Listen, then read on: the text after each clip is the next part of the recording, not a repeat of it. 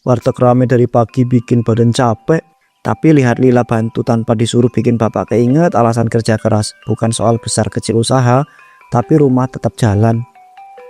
Aku senang bantu ayah ibu, soalnya aku jadi tahu capeknya kerja, jadi nggak cuma main. Aku ngerasa ikut punya warteg gini walaupun kecil dan sederhana. Dari dapur ibu lihat kalian, rasanya campur aduk, senang tapi juga mikir warteg ramai itu syukur, tapi tanggung jawabnya makin gede ya buat kita jaga semuanya tetap beres. Saya tiap pagi ke sini karena suasananya beda, bukan cuma makan tapi lihat keluarga kompak kerja bareng, rasanya bikin tenang sebelum mulai aktivitas sendiri. Lila cukup bantu sedikit aja, jangan kebiasaan kerja terus. Tugas kamu tetap sekolah dan belajar, biar nanti hidup kamu itu gak seberat bapak sama ibu sekarang ya. Aku ngerti ya, makanya aku mau sekolah yang rajin biar suatu hari bisa bantu ayah ibu, bukan cuma di warteg, tapi juga ngurus hidup lebih baik. Dengar kamu ngomong gitu bikin ibu terharu sekaligus takut Lila, soalnya hidup gak selalu lurus, ibu cuma pengen kamu tumbuh tanpa beban pikiran kayak kita. Bapak sebenarnya gak ngejar kaya nak, cukup warteg jalan, keluarga makan, sekolah aman. Tapi bapak tahu makin hari kebutuhan gak pernah berhenti nambah. Saya sering makan di sini karena pelayanannya cepat, tapi yang bikin betah itu lihat anak kecil ikut bantu. Jarang sekarang nemu keluarga kerja bareng kayak gini. Aku cuma bantu sebisaannya aja kok Pak. Ibu bilang kalau kita ngerti capek dari kecil nanti gak gampang nyerah kalau hidup lagi susah. Selama pagi masih bisa dimulai kayak gini, bapak yakin usaha ini punya arti. Meski nanti jalan hidup mungkin gak selalu semudah yang kita harapkan. Bu, ayah ngerasa akhir-akhir ini pendapatan kita gak sesuai sama ramainya warteg ya. Piring keluar terus, capek nambah, tapi pas dihitung hasilnya kayak selalu berkurang. Iya, ayah nggak salah, ibu juga ngerasa gitu. Tiap hari ibu perhatiin catatan, masukannya ada, tapi sisanya nggak pernah kayak yang kita harapin. Padahal semua pembeli bayar, gak ada yang kabur. Ayah sampai mikir apa ayah itu salah ngatur ya, atau ada yang kelewat. Tapi rasanya bukan cuma soal hitungan. Ibu juga mikir gitu, soalnya ini kejadian terus ya, bukan cuma sehari 2 hari. Belanja tuh naik, listrik jalan, gas habis, tapi uangnya kayak numpang lewat. Ayah takut ngomong begini bikin ibu kepikiran. Tapi mau gak mau ya kita itu harus tetap jujur. Soalnya sebentar lagi kontrakan jatuh tempo, uang sewanya gak kecil. Iya, ibu juga lagi pikirin itu, belum lagi semesteran Lila bentar lagi, uang sekolah juga harus dibayar. Ibu takut kita telat lagi kayak kemarin. Ayah merasa gagal bu, kerja dari pagi sampai malam tapi masih mikir bayar kontrakan sama sekolah anak. Harusnya ayah itu bisa bikin hidup kita itu lebih tenang. Jangan nyalahin diri sendiri terus ya. Ibu tahu ayah udah kerja keras, cuma hidup kan emang lagi sempit. Tapi jujur aja ya, ibu juga capek mikirin ini tiap malam. Ayah cuma takut bu, takut suatu hari kita itu gak bisa nutup kebutuhan. Terus Lila merasa kurang. Ayah gak mau anak kita itu ikut merasakan tekanan kayak gini. Ibu juga nggak mau ya, makanya ibu perhatiin tiap rupiah, tiap catatan. Tapi kalau hasilnya tetap segini, ibu bingung harus ngencengin dari mana lagi. Kadang ayah mikir apa ada jalan lain yang bisa bikin napas kita itu agak lega ya. Bukan buat kaya, tapi buat beresin yang ngejar di depan mata. Ibu cuma takut ya, kalau kita ambil jalan yang salah, bukannya beres malah nambah masalah. Tapi ibu juga nggak bohong, ibu lagi kepepet juga. Ren, sumpah ya, sejak warteg rame aku malah merasa kurang. Uang tuh kayak gak pernah bener-bener ada. Utang numpuk, sekolah Lia nunggak. Aku kesini cuma pengen kesini tuh cuma pengen diem sebentar biar bisa mikir tenang. Dari cara kamu duduk aja kelihatan berat nih. Kerja jalan, tapi hasil gak kerasa. Biasanya kalau yang kayak gini bukan soal rajin atau enggak, tapi emang ada yang bikin rezeki gak betah. Iya Ren, itu yang bikin aku tuh bingung. Semua orang bayar, gak ada yang kabur. Tapi ya duit itu kayak lewat doang. Pagi ada, sore hilang.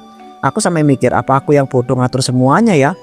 Banyak orang juga merasa gitu Bim. Awalnya menyalahkan diri sendiri, menyalahkan capek, sampai akhirnya sadar kalau masalahnya itu bukan di tenaga, tapi di jalur yang ditempuh. Jalur gimana maksud kamu? Aku itu gak kepikiran mau kaya mendadak ya. Aku tuh cuma pengen utang itu kelar, sekolah anak aman, hidup gak dikejar-kejar terus setiap bulan. Ada jalan pintas yang orang ambil pas udah mentok Bim. Pesugihan Raja Jin, bukan yang main-main. Uangnya deras, tapi aturannya berat dan gak bisa setengah-setengah. Tapi jangan sampai menyentuh keluarga ya Ren. Apalagi anak. Aku itu gak mau dapat duit tapi rumah sendiri hancur. Sejepit apapun keadaan itu garis yang gak bisa aku lewatin. Tenang, ada yang disebut jual musuh. Bukan keluarga, asal nurut larangan, gak neko-neko, gak nyebut nama Tuhan waktu ritual.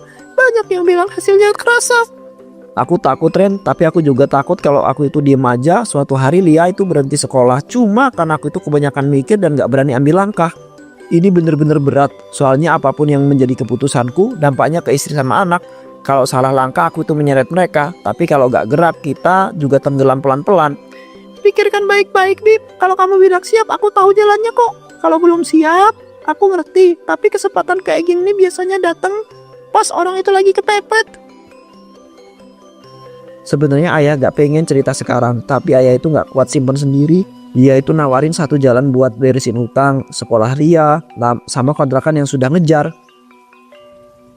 Ayah ngomong apa barusan? Jangan bilang kamu dengar omongan aneh lagi dari dia. Kita ini lagi capek, tapi jangan sampai ayah kebablasan ambil keputusan yang gak masuk akal. Ayah juga mikir gitu di awal Bu, tapi kondisi kita sekarang kepepet. Ayah muter otak kemana-mana, tapi gak nemu jalan cepat buat nutup semuanya. Jadi ayah lebih dengerin omongan orang lain daripada ngobrol sama ibu. Kamu pikir ibu gak mikirin utang, sekolah anak, sama hidup kita yang tiap malam kayak gini terus ya? Ayah tahu ibu mikir dan capek, tapi ayah juga laki-laki Bu. Ayah merasa gagal tiap hari lihat ibu itu hitung uang dan melihat masa depan anak kita terancam.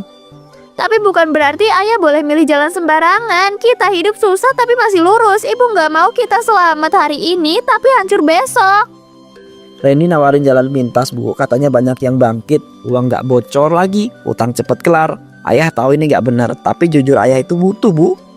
Ya ampun ya, kamu gila apa gimana sih? Itu jelas-jelas jalan yang salah. Ibu gak akan setuju. Ibu lebih pilih hidup pas-pasan daripada dapat uang dari cara kayak gitu. Ayah tahu ibu itu gak setuju dan ayah minta maaf soal ini. Tapi untuk sekarang ayah itu gak bisa dengerin ibu, bukan karena gak sayang, tapi karena ayah itu merasa gak punya pilihan. Jadi pilihan ayah bakalan tetap jalan walaupun tahu ibu nolak. Kamu sadar nggak keputusan ini bisa ngerusak semua yang kita bangun selama ini? Ayah sadar Bu, makanya ini berat. Tapi ayah lakukan ini bukan buat diri ayah sendiri. Ayah lakukan ini demi ibu sama Lila. Meski ibu marah dan juga kecewa. Kalau ayah udah mutusin sejauh ini, ibu nggak bisa apa-apa lagi selain nerima. Tapi ayah harus ingat kalau nanti ada apa-apa, ibu udah ingetin dari awal. Lagi belajar ya? Pantesan serius banget. Ayah lewat kok kelihatannya rajin. Bikin ayah bangga aja lihat kamu itu duduk rapi gini di kamar. Iya ya, lagi ngerjain tugas. Ayah mau kemana? Ayah temenin Lila belajar aja ya, biar cepat selesai. Terus nanti kita cerita-cerita. Cuma pengen lihat-lihat aja, pengen tahu sekarang kamu itu lagi seneng apa enggak. Sekolah aman, temennya baik semua kan? Aman kok ya, Lila senang di sekolah. Pulang ke rumah juga enak, bisa makan bareng, belajar bareng, bantu ibu. Rasanya tuh nyaman. Ayah seneng dengernya. Berarti hari ini kamu itu jalan baik, gak ada yang bikin kepikiran aneh-aneh. Iya ya, Lila gak kepikiran apa-apa. Pokoknya belajar, main, tidur. Dan besok sekolah lagi. Ayah juga kelihatannya santai, berarti semuanya aman kan? Aman kok, kamu fokus belajar aja ya. Ayah sama ibu urus yang lain. Tugas kamu sekarang cuma jadi anak yang baik. Itu aja udah cukup bikin ayah seneng. Ren, tempatnya sepi banget ya. Rumahnya sunyi, gak ada suara apa-apa. Gak tahu kenapa perasaanku itu gak enak. Tapi aku inget Lila, jadi aku paksa diri buat tetap masuk. Emang begini tempatnya Bim? Biar pikiran kamu fokus, jangan kebanyakan mikir. Kamu udah sampai sini, tinggal ikutin aja alurnya. Jangan setengah-setengah. Kamu yang datang nyari jalan cepat itu ya? Duduk. Jangan banyak tanya ya. Niat kamu harus bulat. Kalau dari awal ragu, lebih baik kamu itu pulang sekarang. Saya kepepet Pak. Warteg rame tapi uang selalu bocor. Utang ngecer terus. Sekolah anak juga nunggu. Saya cuma pengen hidup normal lagi, gak dikejar-kejar tiap hari. Kalau kamu itu mau lanjut, ada aturan. Selama proses kamu itu gak boleh sholat, gak boleh sebut nama Tuhan. Mulut dijaga, pikiran fokus. Kalau dilanggar semua itu bisa gagal. Gak sholat sama sekali Pak. Bahkan nyebut nama Tuhan juga gak boleh. Jujur itu berat buat saya sih. Saya belum pernah ninggalin kewajiban sejauh ini. Bim, ini cuma sementara, bukan selamanya. Ingat tujuan kamu, ingat anak kamu. Jangan berhenti di tengah jalan gara-gara ragu sekarang. Ini nasi warteg kamu, lauknya lengkap, ini tanda awal perjanjian. Jangan doa apa-apa, cukup diam, nurut dan ikuti langkah berikutnya. Itu hasil kerja aku sama keluarga, Pak. Rasanya aneh dijadiin begini. Tapi kalau ini syaratnya aku ikutin deh. Asal satu, jangan sentuh anak dan juga istriku. Jangan sebut keluarga. Kalau pikiran kamu itu ke sana, jalannya belok. Fokus kamu itu cuma tujuan. Kalau hati pecah, yang datang bukan yang kamu mau. Tahan dulu perasaan kamu, Bib. Jalan ini memang gak nyaman di awal. Tapi kalau berhasil semua masalah kamu itu beres. Sekarang kamu itu harus kuat. Baik, Pak. Saya itu ikut aturan aja lah. Saya gak sholat, saya gak sebut nama Tuhan. Demi anak saya, meski hati saya itu rasanya lagi ditarik pelan-pelan ke arah yang gelap. Tempatnya sepi dan bau tanah basah nyampur asap dupa. Aku gak nyaman, tapi aku datang buat menyelesaikan urusan. Jadi aku pengen semuanya itu jalan cepat dan juga jelas. Iya, ya kita gak lama di sini kok. Kamu tinggal ikutin urutannya aja. Jangan nambah apa-apa sendiri. Dari awal tujuan kita itu cuma satu, beres malam ini. Duduk di hadapan batu itu, dupa nyala terus. Kamu tidak bisa baca apa-apa, gak usah ngomong perlu. Cukup ikutin langkah yang udah ditentukan ya. Oke, aku ikutin. Setelah ini jelasin langsung apa yang harus aku lakukan ya. Biar gak ada yang keulang atau salah langkah di tengah jalan. Ananta pacaye apa di tete apa dia apa di tete apa di ko apa di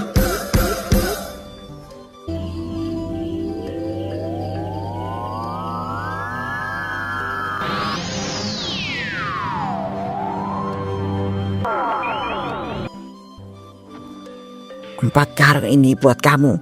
Cukup buat nutup semua urusan hidup kamu. Gak kurang, gak lebih, dan gak ada tambahan setelah ini. Ini hasil dari semua proses yang kamu cari. Jumlahnya udah sesuai. Tinggal kamu ambil dan lanjutkan ke langkah yang terakhir. 4 karung ini aku ambil, tapi yang satu kenapa dipisah dari awal dan gak disatuin? Soalnya dari posisinya aja udah kelihatan beda. Yang satu bukan bagian kamu. Jangan disentuh, jangan dibawa, jangan didekati. Kamu cukup tahu letaknya, bukan urusannya. Oke, aku gak sentuh. Setelah 4 karung ini diambil, langkah terakhir itu apa biar semuanya itu selesai dan aku bisa langsung pergi? Karung terakhir itu kamu lempar ke lubang batu. Lakukan tanpa berhenti. Setelah itu kamu meninggalkan tempat ini bareng teman kamu. Habis itu kita pulang. Gak ada tambahan, gak ada omongan lagi dari titik itu. Urusan kamu di sini dianggap selesai. Baik, aku ambil 4 karung ini sekarang. Terus aku lakukan langkah terakhir. Kita beresin malam ini tanpa nunda apa-apa lagi ya. Ayah udah pulang. Kenapa? Muka kamu pucat kayak gitu dan napas kamu berantakan. Ada apa? Dan tadi gimana? Semuanya beres kan? Kok kelihatannya kamu panik gitu? Gak apa-apa, cuma capek. Di jalan kepikiran banyak hal. Aku langsung kepikiran Lila. Dia ada kan, Bu? Dia aman? Gak kenapa-napa kan? Lila ada, dia lagi tidur di kamar, aman kok. Kenapa kamu nanya kayak gitu? Emangnya terjadi apa? Jangan bikin aku takut. Ritual kamu tadi gimana sebenarnya? Ritualnya berjalan lancar, gak ada yang aneh. Cuma di jalan perasaan aku itu tiba-tiba gak enak. Kepikiran Lila terus. Makanya aku panik. Pengen cepat sampai rumah. Perasaan gak enak gimana? Maksud kamu? Jangan bilang kamu masukin Lila ke urusan kotor kamu itu. Aku gak mau dengar alasan apapun ya soal anak. Enggak, aku itu gak nyentuh Lila. Gak bawa nama Lila, gak nyeret dia. Aku cuman kepikiran aja. Sumpah gak lebih. Kamu jangan main-main ya. Aku serius, kalau sampai Lila kenapa-napa gara-gara pilihan gila kamu, aku gak akan pernah maafin kamu seumur hidup. Aku ngerti, Bu, makanya aku itu panik. Aku langsung pulang buat pastikan sendiri. Buat lihat dia itu aman. Buat pastikan aku itu gak merusak rumah sendiri. Dari tadi aku juga gak tenang. Perasaannya aneh. Tapi aku tahan. Aku percaya kamu. Makanya jangan hancurin kepercayaan itu cuma karena keputusan kamu sendiri. Aku tahu aku tuh salah jalan. Tapi niat aku tuh cuma satu, beresin masalah kita. Aku gak mikir dampak sejauh itu. Kepalaku itu penuh. Dan aku itu bodoh. Dengerin baik-baik ya. Kalau Lila jadi korban dari pilihan kamu, aku bakalan pergi. Aku bakalan ninggalin kamu dan aku gak mau kenal kamu lagi. Ya, Bu, aku denger. Aku itu gak bakal menyentuh Lila. Apapun yang terjadi nanti aku itu tanggung sendiri. Dan gak akan libatin anak kita sama sekali. Termasuk kamu. Kamu lihat sendiri kan, Bu, kita gak perlu kerja lebih capek daripada biasanya. Tapi uang di laci udah banyak. Makanya aku tuh ambil keputusan itu karena yakinin demi keluarga. Iya, aku lihat uangnya emang lebih. Tapi aku juga nggak mau kamu ngerasa semua ini jadi pembenaran. Soalnya cara kamu ini bikin aku kepikiran terus dari kemarin. Aku ngerti kamu kepikiran. Tapi hasilnya nyata, pembeli lancar, pembayaran rapi, gak bocor kayak kemarin. Buat aku ini bukti kalau pilihan aku tuh gak salah. Bukti hari ini iya, tapi aku takut dampaknya ke depan. Soalnya perubahan secepat ini bikin hatiku aku tuh nggak tenang walaupun mata aku lihat uangnya. Aku itu nggak melakukan ini buat nggak melakukan ini buat diri sendiri kok. Aku memikirkan kontrakan, sekolah Lila, hidup kita ke depan. Aku nggak mau kita itu kejar capek terus. Aku tahu niat kamu baik ya, tapi niat baik nggak selalu jalan lurus. Aku cuma takut ada harga lain yang belum kelihatan sekarang. Semua pilihan pasti ada resikonya, Bu. Tapi kalau kita itu diem, resikonya jelas. Utang nambah, anak kepikiran. Aku gak mau itu terjadi lagi. Ayah, ibu rame banget ya hari ini. Aku bantu angkat piring aja ya. Orang-orang senyum semua. Wartegnya jadi hidup lagi kayak dulu. Iya, bantu pelan-pelan aja. Hari ini emang bagus. Ayah senang lihat semuanya jalan rapi dan teratur kayak yang ayah harapin. Semoga yang kamu yakinin itu benar ya. Aku ikut jaga warteg ini, ikut jaga keluarga. Tapi hati aku masih berdoa semoga nggak ada bayaran lain. Hasilnya nyata, rumah ada, uang ada, rumah tenang. Harusnya dari dulu aku tuh pilih jalan ini. Kenapa aku nunggu sampai kepepet baru berani putuskan ya? Sekarang semuanya kelihatan beres. Aku merasa pilihan ini paling tepat buat keluarga. Penyesalan satu-satunya cuma kenapa aku telat mengambil pilihan ini.